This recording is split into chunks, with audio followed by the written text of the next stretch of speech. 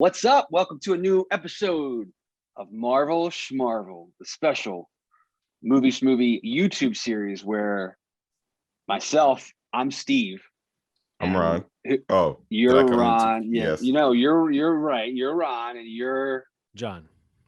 wherever you are on the screen right now. You are John. I don't know where I am. And No. this is our special series that we do on YouTube through the movie Schmovie feed. Basically try to like funnel all the Marvel talk into this bad boy. So right now we're kind of focusing on the new season of the brand new show on Disney Plus for Loki. We're going to be talking about episode 2 this week. The episode title was Variant. And then so we're going to follow this show weekly like we have been doing. Maybe do a little Black Widow talk next month. Once we all get to see that. Maybe. I don't know. We'll see. I know I've said this before, but I need to see another trailer before I know how I feel about this thing. Like, give me a 7th or an 8th trailer. I think there might be some footage they haven't used. The magic one is the 8th trailer. That's what the word is. Oh, okay. Well, actually, it's funny when we're recording this, the social media embargo lifts the tomorrow for Black Widow. So you'll start seeing people drop some reactions. So that'll either help you want to see it more or confirm that you're not really trying excitement for it. I will say this, seeing it, we mentioned on our regular show, but there's timeline confusion because that won't be out for another day or whatever. But we both talked about going back to the theater, Steve, in this week's episode of Movie Schmovie. And I do want to say that seeing the Black Widow trailer on the big screen, some of the action in whatever the latest version of the trailer is, some of the combat, some of the stuff with the villain actually did look really cool to me in a way that it hadn't yet. And I was like, okay, are they showing me cooler shots, or is this because it's on a giant screen? And I don't know which it is, but I have a feeling that whatever like lack of excitement we might feel towards that movie, I think it has a lot to do with, like, I was almost surprised that the trailer I saw in the theater didn't say coming 1 year ago to theaters everywhere, because that is how it feels. And I felt like even A Quiet Place 2, which was the movie that I saw in theaters, like even that was like, oh yeah, I forgot this was supposed to be a last year movie. We were supposed to get this a long time ago. So I do think that, I mean, we've said it before, but I think that it'll be interesting to see what just the experience of watching Black Widow is like, because it doesn't seem like it can have that many huge surprises in it. And it has been a long time coming, but I don't doubt that they have something eye-popping in it. And, even though I think I'll be watching it at home because I can, you could make a case that that's the kind of movie you go back to the theater for too. I just don't know if it would be enough. We won't have to find out. Like I said, it'll be on. Is it going to be a premium thing, like a $30 ticket or something? Plus. Yeah, that's okay. No, not at all. Not for a Marvel film. Like, this is the first at-home Marvel experience we're going to get day and date. I think it's a cool idea. This is the one to try it out on. This is definitely the one. I mean, if there were to be anyone in the upcoming phase, in the current phase, it'd be this one.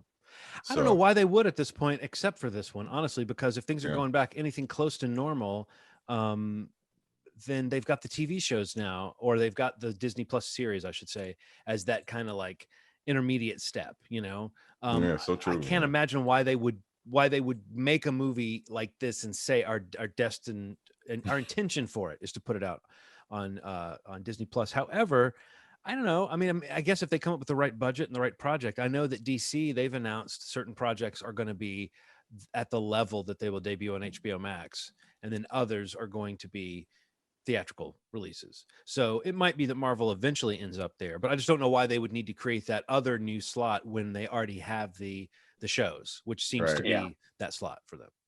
So it's interesting stuff, man. Is there any other Marvel news? We talked about it on the regular show, but there's rumors and stuff, but I don't think there's been a whole lot of like hard facts about anything. No, it's been pretty dry, man, in movie news, and it's interesting. Yeah, I don't know.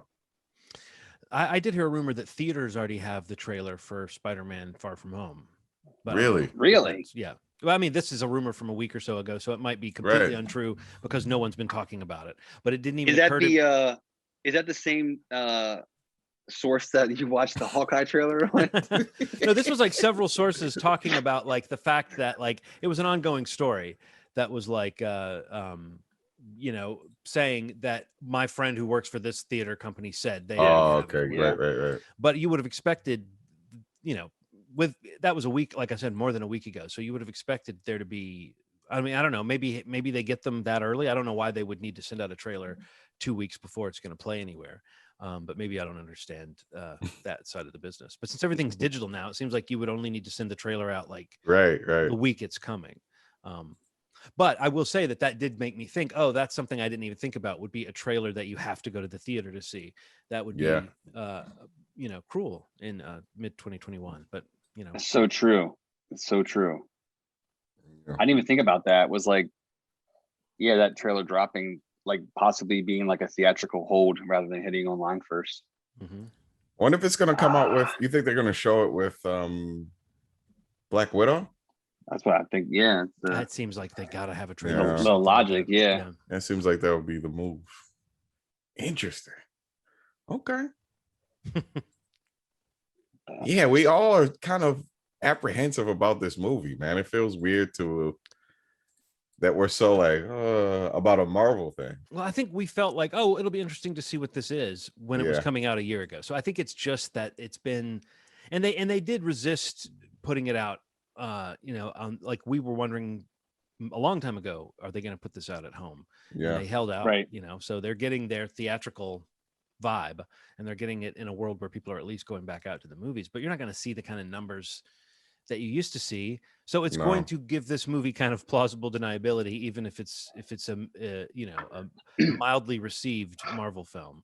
But yeah, I don't like being too harsh on it. I do think, like I said, I'm fully open to the idea that it's going to really be fun and blow me away, and I'm going to have a blast with it. But I have to say, you know, you're talking about something real, Ronald. It's not like we already think we won't like it. We just can't imagine what about it that we will really love. You know, that's what it is. Definitely. So circling back real quick to the Spider-Man trailer, I know there's all the rumors about like, you know, who's going to be in it and the Tobys and the Andrew Garfield conversation and all these rumors about like the Sinister Six, like specifically about the Toby Andrew stuff. Do you think if they are in it, or if they're in it, or, you know, these other villains that we've heard rumored to be in it, do you think they would show any of that in the trailer? That's a good question, man. I think they are going to show I think they're going to show what some of the chaos of this situation entails. And I think maybe they'll show the fact that there's a couple of them there.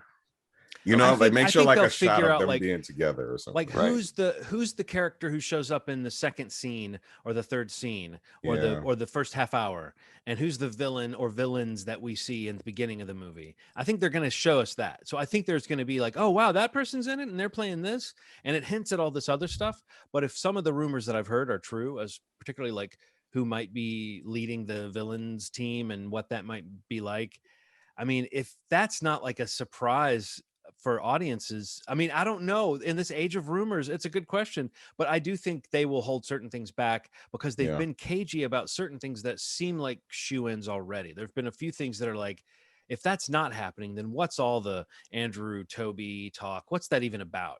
If it's not going to happen. But at the same time, there's so many rumors about this movie that it sounds crazy. Like if everything that's rumored about it is true, it sounds like a crazy movie. So I think that we're going to see, I don't know. I mean, it's going to have to do a lot of stuff that I thought maybe the next Doctor Strange movie was going to be the movie to really get into, which is like multiverse stuff. But if that's where they're going with the next line of stories, this movie could really just blow up in a big way as far as that idea, different versions of a character, different versions we've seen of this character. I find it so tantalizing, but I don't know how it fits into a movie. Do you know what I mean? Like, I don't know how you get that movie made. My son and I have been talking about like, are the characters like, because we love Spider-Verse so much that it's like, are we going to get like, let's say if Tobey Maguire is in this and he is back as Spider-Man, is he going to be like the Jake Johnson Spider-Man? Right. Like a different version of that idea? Or are we going to get yet another version or something that suggests all the versions we've ever seen of this character are canonical in a multiversal world? That's such a cool, fun idea that if they do it right, it could be so good. But again, I still don't know. But then what's the story? Are these characters teaming up? And because, you know, you wonder, like, what's the next shot that's going to get us as excited as, like, on your left, you know? And like, I mean, I don't know, Tobey Maguire and Tom Holland and Andrew Garfield all like swinging into the same shot. I mean, I might get a charge out of that. I don't know. I mean, they might get a lot of juice. Yeah, but I'm just saying. Well, I mean, of course I would. But you know, what would make that great would be if if they introduced Miles Morales into that mix. That would be a cool thing to see too. But no, I think that it's you know, it's a tantalizing idea. And I think Spider-Man is kind of the character, kind of the way Batman is on the DC side. There have been different versions of this character. Yeah. And I don't even know how many Spider-Men go down on their significant other or not. That's a subject for another day. But we know that with Batman, that's a touchy subject. But I got to say, I think Tom Holland is a giver. I sense that about him. He's got that warmth.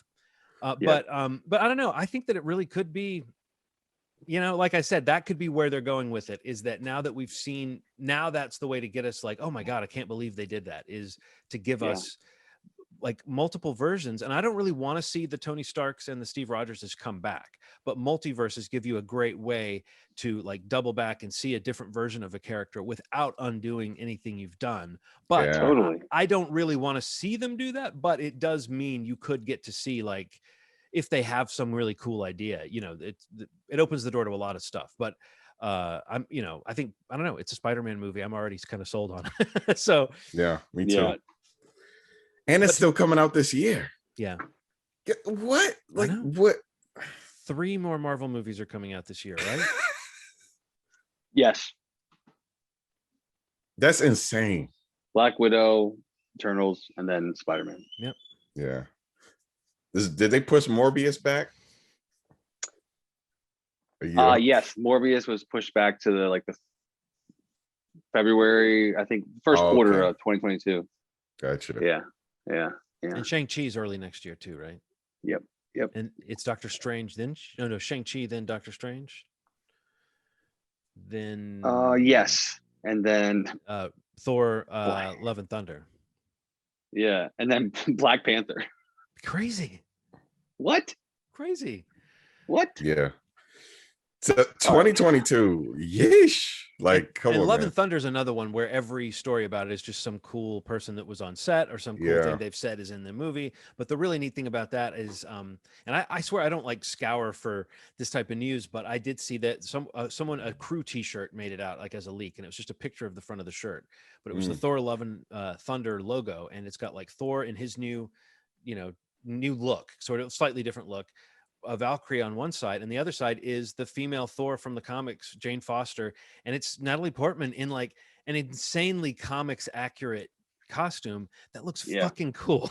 It's like, and it just got me to thinking, like, the whole temptation of Natalie Portman, you know, when as soon as it was Taika Waititi making these movies, she started talking about like, no, I'd love to come back and get to do something in one of these movies, you know? And the fact that in the comics, they've had this female Thor, and now that they're breaking it open to say, like, maybe Thor is not going to be Thor. Like in the comics, he went by Odin's son and he carried the axe, and someone else's Thor, you know? So it's like, it opens the door to this idea. Like, it's the legacy thing that we're dealing with Captain America. And I'm sure that very soon we're going to be dealing with that with Iron Man, like who's the new Iron person or who's wearing that armor. Poor War Machine. Nobody thinks of him as the next Iron Man. Yeah, man, it's messed up. But no, I just think the legacy idea can extend to Thor, which is something that you don't even really need, because it seemed like the guy's name all this time. But the idea that it's kind of a role and that he might abdicate that role, I think, I mean, Natalie Portman, when she's engaged and it's a good movie, she can be so fun and so good.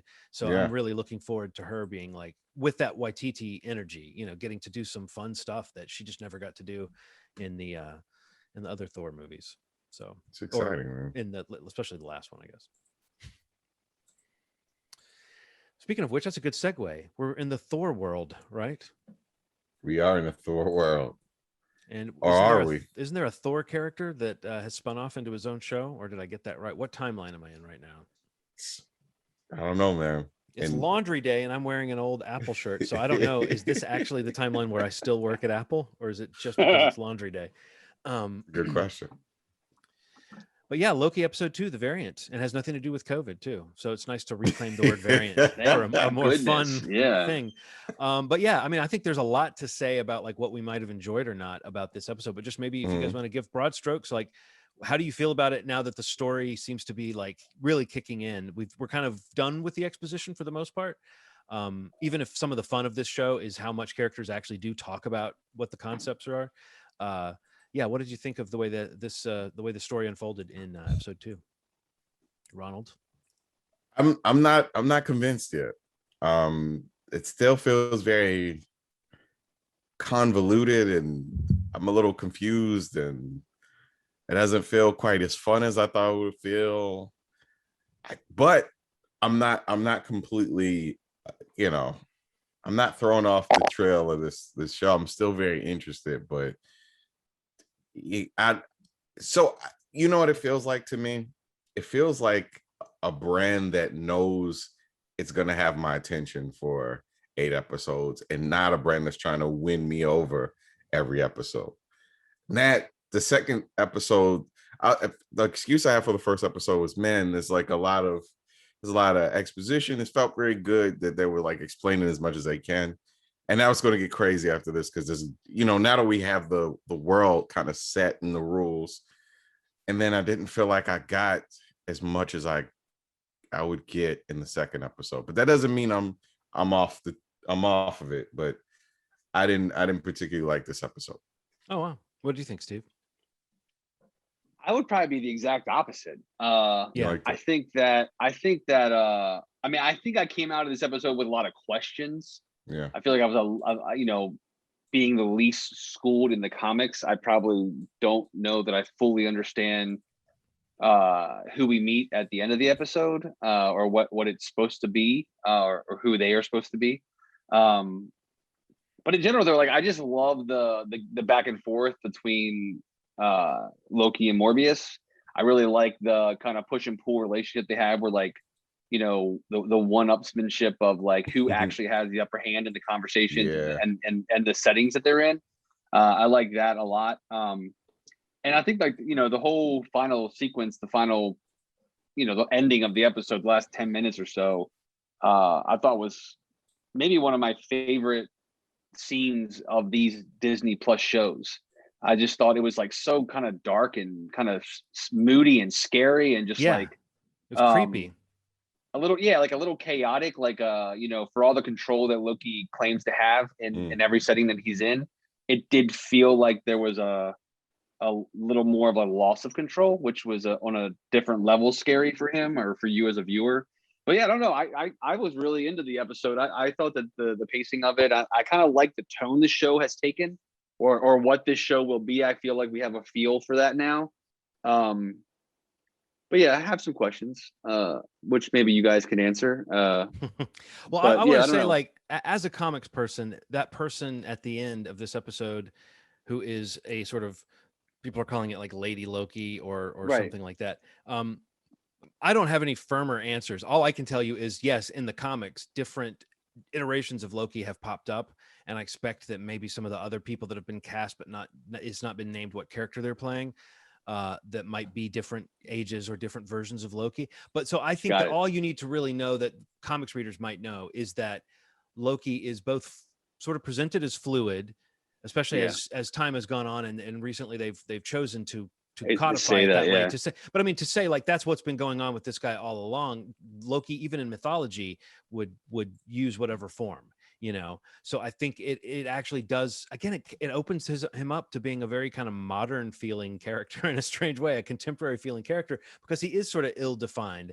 And I think that, I mean, even though we've gotten some great movies with him, I just mean, what does he represent to other people? What are his personal feelings about other people? What does he want? Like, what does he look for in a friend? You almost get a sense with Mobius that he's like becoming friends with him, and like against his own instincts, he's opening up to this person and kind of respects this person. And it's not really clear whether he respects Mobius because Mobius has power over him or has some information he wants, or if he actually likes the guy. But I like the way this episode hinges on that moment of like, what's Loki going to do when he's given the chance to Loki, and he's going to Loki.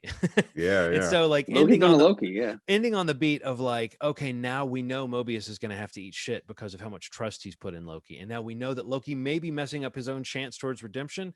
But I also think the question of the TVA and like, are they actually like these overworked, diligent sort of,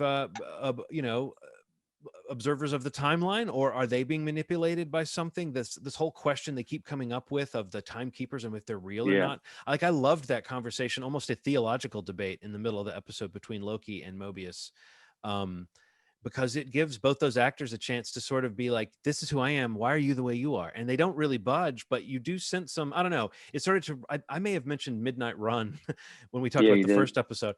I started feeling in this one like, this feels like this could be a procedural that goes like episode after episode where they jump into time and they fix something. And it could be, this kind of buddy scenario. Right. I don't think that's what they're going to do, but they have said this show is more open to like multiple seasons than the other shows they've done. I do remember reading that like this show leaves the door open to a season 2 in a way they said that WandaVision doesn't at all. And they said Falcon and Winter Soldier does, but obviously when you get to the end of that show, calling the next one Falcon and Winter Soldier would not be right. So right.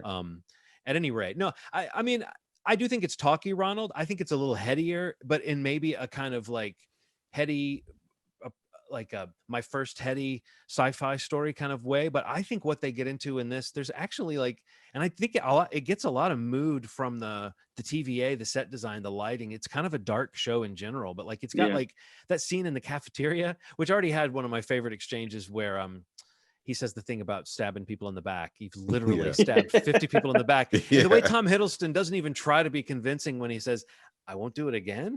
It's like, I love that character. I love that the MCU has given us this light version of characters so that a character like Loki can exist outside of human normal behavior. Like he can be funny because he doesn't have to give a shit if you think he's funny or not. You know what I mean? That's more fun for him. But seeing him kind of stripped of his powers and seeing him kind of working with someone else's rules, I don't think it would work forever. But I do think that, I mean, I think ultimately what you're saying, Ronald, where I would feel that way would be much more like if we got to the end of the season and they didn't close the deal with some kind of storyline, because this one, more than the other shows, feels like it can go someplace kind of unique and new.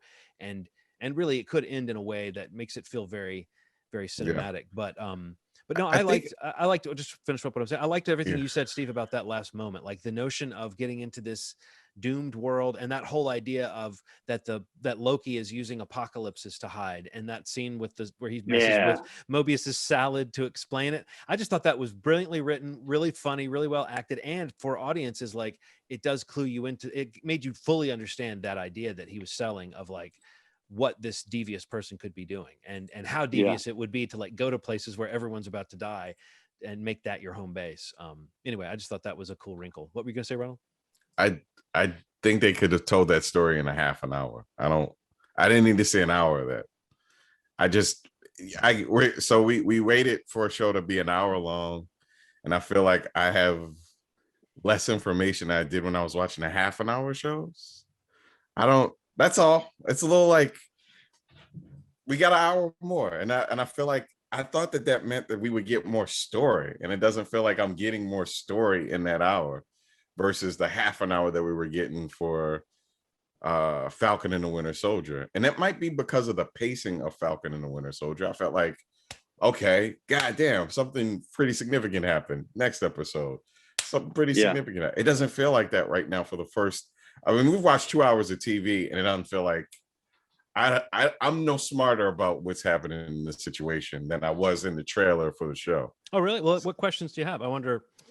I guess the fact that there were multiple Lokis. Okay. I mean, did we know that? I feel like, what are we learning? Well, we're learning that. I mean, this is the story where we're learning. Maybe because I knew, maybe because they said it in the trailer. I don't know, man. Like, 2 hours. I've been watching 2 hours of TV, and I feel like I'm in the same place as I was when I was watching the trailer. I'm like, you're like Loki. You're stuck in a weird time situation. Fucking yeah, it was.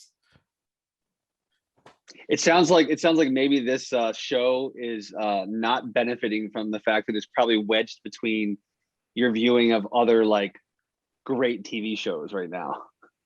That's what it is. Yeah, that, it's like we're because if you listen to our podcast, like Ronald has been ingesting tons of great TV.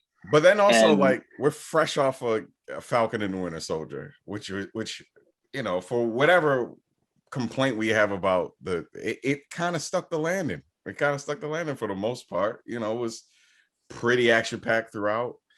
And I'm just saying, like, comparatively, 2 hours of TV, that'd be 4 episodes of the last show. And I feel like we would have come to more story wise. I just don't feel like it's not that I don't understand it. It's just that, like, you want to get beyond it. Yes, whatever's happening right now, get beyond this. I need maybe we're beyond it now. Maybe this is the. I hope so. Like John said earlier, like it does feel like this is the end of like the exposition of like what maybe sets up. Is this season? How many episodes is this season? 6. Oh wow! Holy 6, okay. shit! It's going to be like Winter Soldier, where it's like 6 close to hour-long episodes. So wow. Okay. Okay, now you see my point. I'm not trying to be a dick. I'm just saying, like, it's. See, but I remember people saying the same thing during Winter Soldier, that like 2 or 3 episodes in, not that much had happened. It had that big event at the end of episode 4 that made things kind of come together. Right. But I feel like people have had this complaint about every one of the Marvel shows, and I think or every one, the 2 we've seen so far. So I think this is the one where I actually feel the least like that thus far. That in 2 episodes, I feel like I have been shown something new, and I think this feels the closest to like a really assured piece of good television too. Like this to me is edging much more closer to like a stylish show that even without the MCU trappings, I would be saying, have you checked out this cool show? But I do agree that it is very talky. And I love the long talky scenes because I'm loving the chemistry. But I think that is something that, it's been more emphasis on mind-blowing concepts in talky scenes rather than seeing a lot of crazy stuff. But I mean, I could name a lot of things that I didn't know before that I now know about, but that I'm curious about. And I think what you said, Steve, about like you got your eye on this show at this point, you got questions. But I think like the whole inner workings at the TVA, I'm curious about how much they know what they're really doing, or how much they're being manipulated. Right. I can't the name of the supervisor. I feel like her name always slips out of my head. Google. Yes. Or the actual characters. With the actual character, but we can call her Gugu. The scene with Owen Wilson and her hinted at this whole other relationship. Oh, right. Thing going on. That again, I feel like that was good. That was a good version of exposition. But if in 2 episodes, Ronald, they've had 4 more scenes of them talking that way, I will start to feel like you're talking about. You know what I mean? Yeah. So I know that feeling of like, why are we spending time on this when we could be spending time on something else? But thus far, I have felt like the time has been well spent with the show. I do think that the idea that within 2 episodes, I don't know, you could make the argument that like in a movie's amount of time, you could have had more happen. But if I think of it in TV terms, I'm like, maybe it's going to take some time. And TVA, maybe you grasp it quickly, maybe we grasp it quickly, but that's a pretty big concept to try to get across. And I think they want to make sure that they've explained what the stakes are. A great deal of it. But and I like the idea of also, why is the Supreme Timeline the Supreme Timeline? I think that's so cool. Like, if there's anything I took out of this, why is that the Supreme Timeline? Because I mean, some of the chaos that kind of can veer off can lead to probably some beautiful things. But the fact that the timekeepers have this like supreme through line throughout history, and the protection of that is for a very specific reason that I'm very curious about. Right. I want that question answered. And I think it's really cool that question's lingering. So well, let's just think about this one broader idea, is that if Loki represents mischief or chaos, right? Mm-hmm. And this is a very ordered organization, it could be about how Loki brings like chaos to the whole universe, or Yeah. makes chaos part of the working order of the universe, or even just threatens the stranglehold of these people who say that everything is happening the way it's supposed to. I don't know. I think even on this episode, you can see that Mobius doesn't quite know because it's supposed to happen. Like, he kind of brushes over it. So I think that's a big thing, is like, is that something they tell themselves? Are they just sticking with, I think Loki even says something like, just because you like what happens, you think that's what's supposed to happen. Right. Right. I don't know. I think those are the kind of philosophical questions that I do find somewhat interesting. So I would like to see them get into that. But clearly something's going on. It's not like the TVA is a complete sham. So if they aren't as benevolent as they seem, then that question of, well, like, to what purpose and at who's, under whose control, suddenly that becomes, I don't know. It's this whole other. Have you seen the? I don't even know where the meme comes from, but it's like people in a church. It might be from Agents of S.H.I.E.L.D. and it's someone in the front and someone's got a gun on them, and then someone's behind them in the next pew and has a gun on them, and then someone is up in the balcony and has a gun on them. And I think it said like, I don't know if I've got it, but like the Avengers is in the front row, and then Thanos. Oh yes, in I the have back row, seen and then the Eternals are behind them, and then the person up in the balcony is TVA. So it is sort of like we now have 2 or 3 levels of like celestial control. Surely something has to give. It can't just be that these are all warring factions that have different mindsets. What's the real structure? What's the real meaning of it all? Yeah, those are pretty big questions for them to try to tackle with 20 movies into this thing. So, yeah. So how are we? So you guys are feeling pretty good about it. What questions do you have about, as we ended the second episode, and it seems like Loki's on the run. He is on the run. He took the shot. I mean, honestly, I feel like it's going to be. I think where we go now, I want to see how Mobius reacts to to what Loki did, but I also want to see what are the consequences for him, sticking his neck out and vouching for Loki. I kind of feel like that's got to be a plot. Yeah. I want to know, like, what, like, I feel like isn't there a shot when what Gugu's like Renslayer, when she like grabs a sword, when like those alarms are going off, when everything is like, she grabs her like little baton thing with the light on the end. I think what she grabs? I think that's what she grabs from the. I think she grabs her version of it. Oh, okay. I thought it looked like more of like a sword or like a machete type looking thing. But maybe I didn't see it correctly. Maybe it was just one of their batons.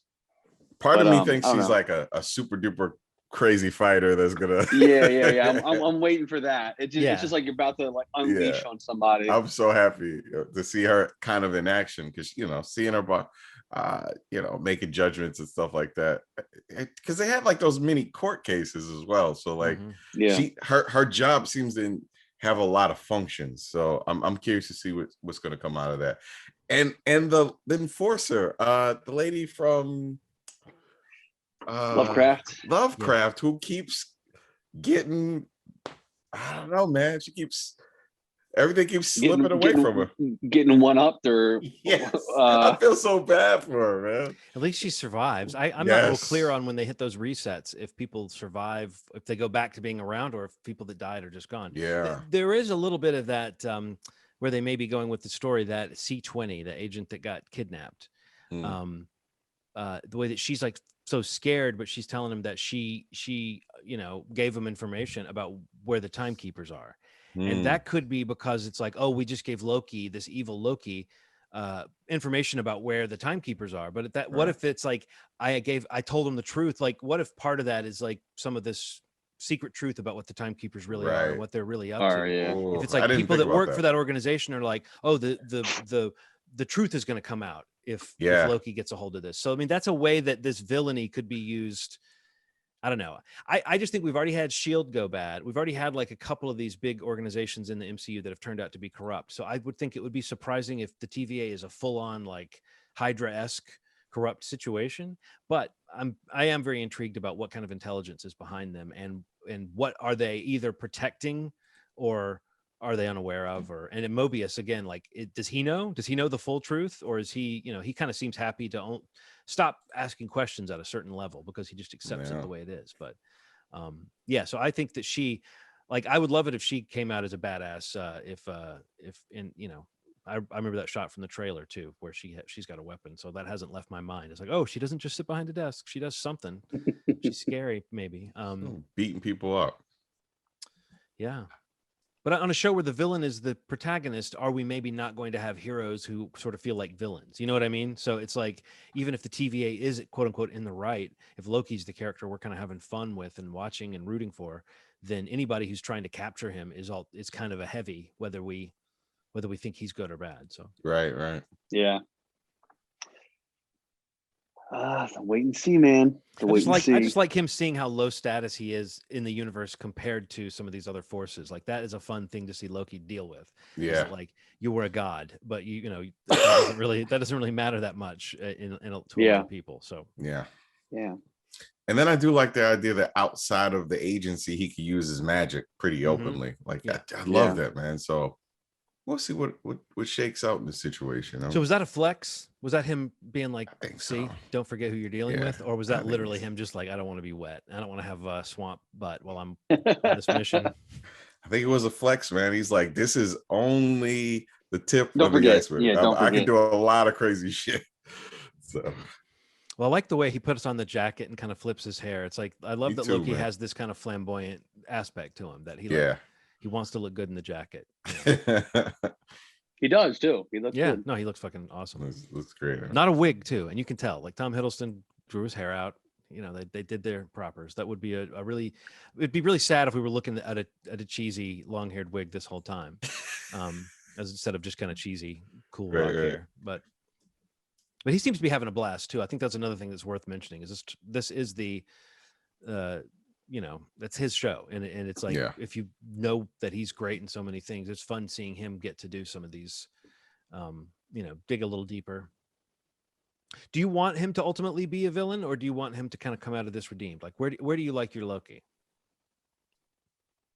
If he's gonna be a villain, I want him to commit to it. I don't want it to be like, I would love to see the conflict, but if he makes that decision, I want him to do something horrible, look a little sad in his eyes, straighten back up, and then get through the portal or wherever he's going. Yeah. I think you're right. I think I agree with that. Yeah, man. Like, commit to it. I feel like he's been on this trajectory of, like, he was like a lead villain in a movie basically, and has kind of like warmed his way into a Disney Plus series of his own. Yeah. So it's like, if there's a way to break that, it seems like this is a pretty good opportunity to, especially if you kind of like playing against the idea, like John said, that, maybe the TVA is not like, does not have like a badness to it, or maybe it really is like, when he makes that comment in the first episode, when he sees the stones, and he was like, is this the ultimate power? Like he makes that comment, and it's not, and maybe it means more than just seeing, seeing those stones that he's literally looking at, but just the idea of like, what he could possibly get from this opportunity that he's been given accidentally, and if it is what makes him a true villain again, and maybe a bigger villain than he's ever been presented as before. I agree. If it went that way, I'd like it to be like hard that way. Yeah. If not, then I'd like to see him as a good guy, man. Like, he's such a likable dude. So, Yeah. Just either way, just still alive in some way. Yes, please stay alive. Because I hate it when Thanos killed him, man. Like, I was like, what is this? He's such like, and the life left his eyes. Yeah. Oh, it's devastating. I hate it seeing it, but it was a great scene. Yeah, it was a great scene. Great scene. So sad though. So good. Yeah. Cool. All right. Well, did we ever post a poll last week? I don't think we did we? I put one up today. Okay. So hopefully people will start to. Do you want me to read it? Hopefully. No, I can read it. I didn't know. I didn't see it last week when we were talking about it. Oh, okay. Yeah. I don't know. Like, I feel like the show's a little more like. It's weird to say it, but it feels a little more contained around a couple characters right now. So it's like, what poll questions are we going for? Yeah. Even though the story is maybe bigger than any other show that they've done, but I don't know, if you come up with something cool, we can post something else the Twitters to see if there's another poll to get out there. Okay. Yeah, all right. You guys good? I don't know. I don't have anything else to add. I just guess if anyone's keeping track, that's two thumbs up and a meh for episode 2 of Loki. But I'm still in it. I'm still in it. There were some things I liked, obviously. It'd be sad if you weren't, because then it would just be you staring at us while we talk about it. Yeah, I'm just like. Oh, God, you're still talking. That guy, fucking Loki, get him out of here. Nah. Get out of here. We never came up with a better way to end these, did we? No. We're sticking with no, we're not sticking with anything. I want to say we're divorced from any this timeline. We've corrected the timeline. There's no official ending catchphrase for this show yet. Maybe that should be our poll, Ronald. We need a new ending catchphrase. Yeah. Can they write in answers is what I'm asking. We'll see you next time, and you can emphasize time because it's it's all time oriented, and just say time. I think you just ended the show with that. Is that what that was? Time to go. Yeah. Bye-bye. I like that. For now. I like that a lot. Well, there we go. That works for this one. I guess we'll figure something out better next time. All right, guys. Good seeing you. We'll see you later. Yeah. Bye.